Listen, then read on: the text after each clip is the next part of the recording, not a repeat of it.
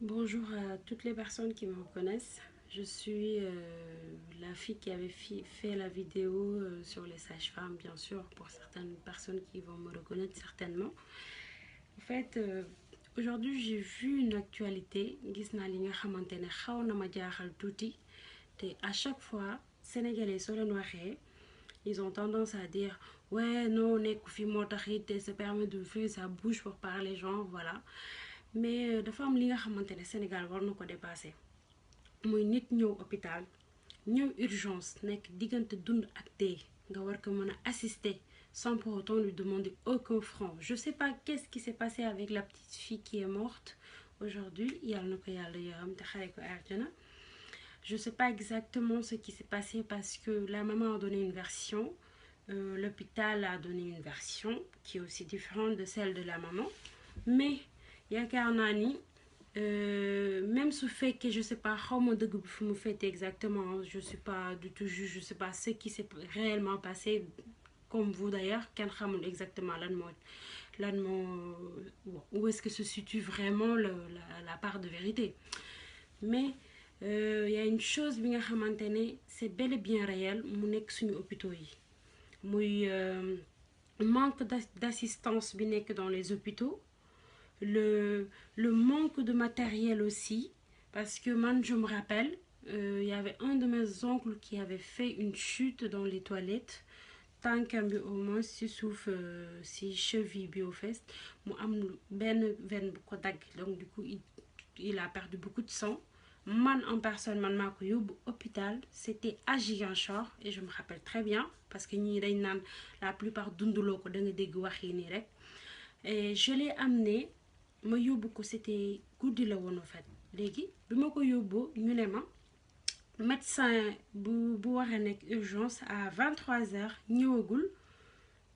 il arrive dans quelques minutes. Ma ne d'accord, mais la personne elle est en train de perdre du sang. Donc du coup les premiers secours normalement war nañ ko mën a def pour stopper l'hémorragie. toog nañ fa lu mat 30 à 1 heure de temps gisuñu kenn, ma demaat wër kenn foofu noonu ñu ne ma day ñëw dafay reer. Ma ne mais attendez dafay reer mais nit ki fii su deewee ñun lan lañu war a mën a wax au fait.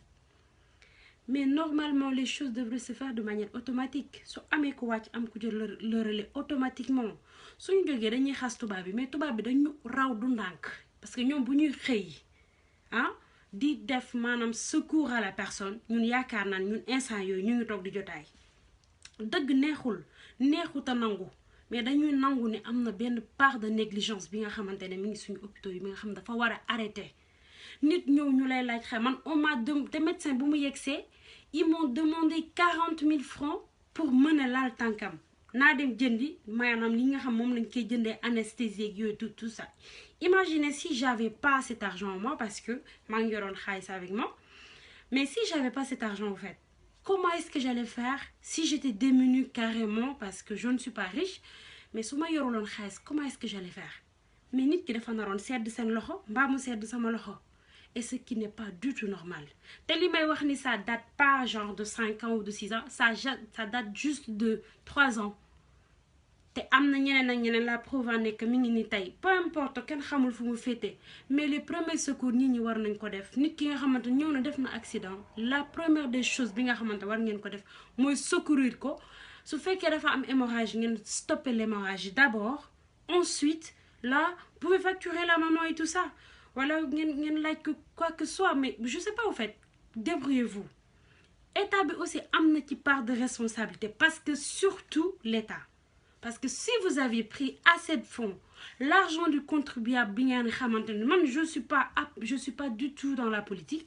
mais là quand même je crois bien que ça n'est trop. Te ñi ngeen ils ont tendance à négliger ça. Nee naa leen ba doomu baadoolo rek ñooy dee ci hôpitaux yi, suñu ndey yi ñoo fay dee, suñu baay yi, suñu frère, suñu rak, ainsi de suite. C'est nos amis, c'est nos parents, ñoom kese ñoo fay dee ñi nga xamante ils sont démunis. Du doomu ministre, du doomu député, du doomu président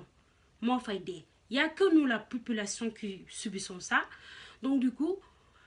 état bi war na ci mën a def ndimbal, ñu am ay fonds yi nga xam teg nañ ko fi, nit su ñëwee franchement ñu jël ko ñu faj ko ci leneen lu ci mënta tegu ensuite su fekkee décès na ñu xam ndogalu yàlla, mais les premiers soins daf fi war a nekk. man on me l'a fait personnellement donc